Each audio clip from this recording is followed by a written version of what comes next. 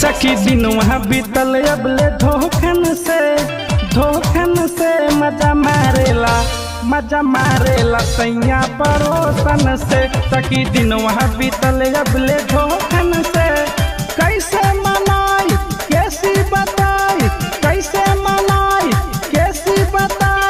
रोकल रुकन नहीं रोकन से मजा मारेला सैया परोसन से।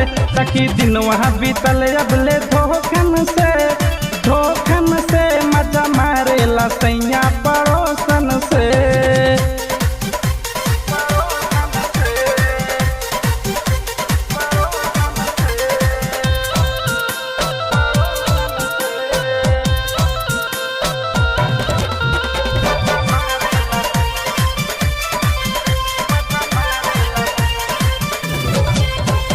हमर हाथ से जिया पे तड़पे जवानी अपना पड़ोसन से कटल चानी।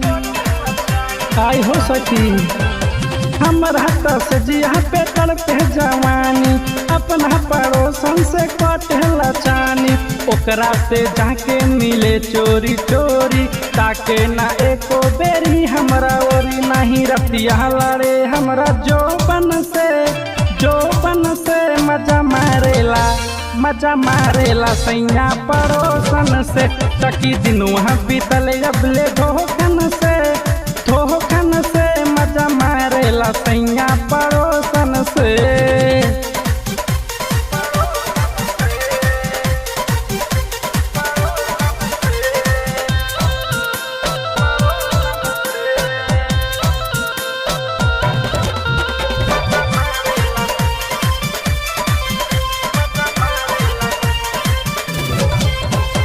ब्रिजेश सैया के दिशा मुझाई कैसे जिंदगी अकेले बिताई।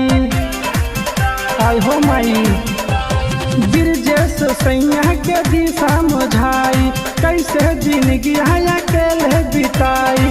इमाम राजा के बिगड़ल चलनिया आवे न सूते उ हमरा पलंगिया। कासिम सटल रहे सौतन से मजा मारेला सैया परोसन से।